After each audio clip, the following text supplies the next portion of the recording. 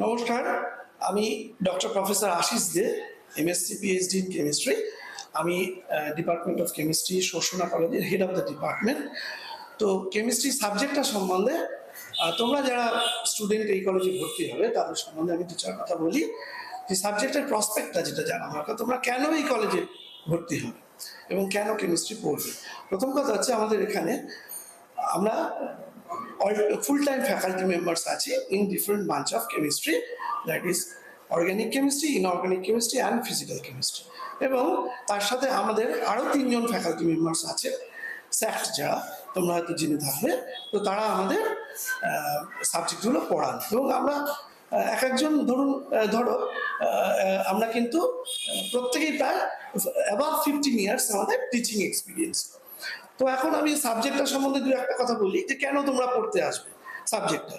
প্রথম কথা হলো, তোমরা জানো যে কোর সাবজেক্ট বলতে যা বোঝায় সেটা হচ্ছে physics, chemistry and mathematics. So chemistry is one of the subject যেটা আমাদের পড়তেই হবে। তো এর মধ্যে আমাদের 3টে স্পেশালাইজেশন আছে, একটা হচ্ছে অর্গানিক কেমিস্ট্রি, একটা ইনঅর্গানিক, আর একটা হচ্ছে ফিজিক্যাল কেমিস্ট্রি। এখন কথা হলো যে এগুলো পড়ে, কেমিস্ট্রি পড়ে আমরা কি করতে পারি। Number one, first of all, chemistry পড়ার পরে আমরা কি করতে পারি, আমরা হায়ার স্টাডিজের জন্য ধরো আমরা এমএসসি করতে পারি।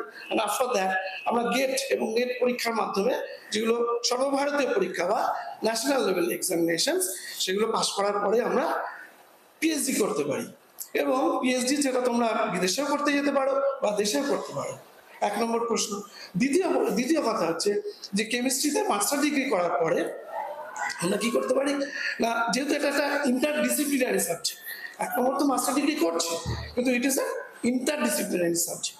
অর্থাৎ এখান থেকে আমাদের অনেকগুলো ব্রাঞ্চেস বা ওপেনিং হয়ে যায়।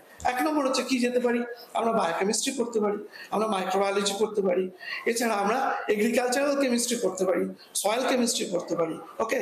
এবং যদি আমরা হার্ডকোর ইন্ডাস্ট্রির দিকে দিতে যাই, তাহলে সেক্ষেত্রে আমরা কেমিক্যাল টেকনোলজি বা polymer science and technology, forensic science, এগুলো নিয়েও আমরা পড়াশোনা করতে পারি, যেগুলো কিন্তু জব মার্কেটে খুব প্রসপেক্টিভ। ওকে। সো এটা হচ্ছে একটা দিক। আর যদি কনভেনশনাল তোমরা পড়াশোনা করতে চাও, সেক্ষেত্রে কনভেনশনাল পড়াশোনার মাধ্যমে আমরা যদি মাস্টার ডিগ্রি করি, সেক্ষেত্রে যদি টিচিং প্রফেশনে আসতে চাও, সেক্ষেত্রে বিএড করার পরে আমরা বিভিন্ন স্কুল বা কলেজে চাকরির জন্য পরীক্ষা দিতে পারি এবং আমাদের ভবিষ্যৎটাকে উজ্জ্বল করতে পারি।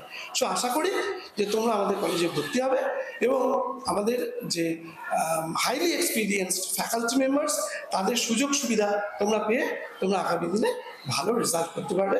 এবং ক্যালকাটা ইউনিভার্সিটিতে তোমরা যদি খোঁজ নিয়ে দেখো যে আমাদের কিন্তু একটা কলেজ থেকে একটা ভালো সংখ্যক তারা কিন্তু এমএসসি পড়ছে রাজাবাজার সায়েন্স কলেজে, সেটা তোমরা খোঁজ নিয়ে দেখতে পারো, বা বিভিন্ন অন্যান্য যেগুলো ইনস্টিটিউটগুলোতে। So this is all.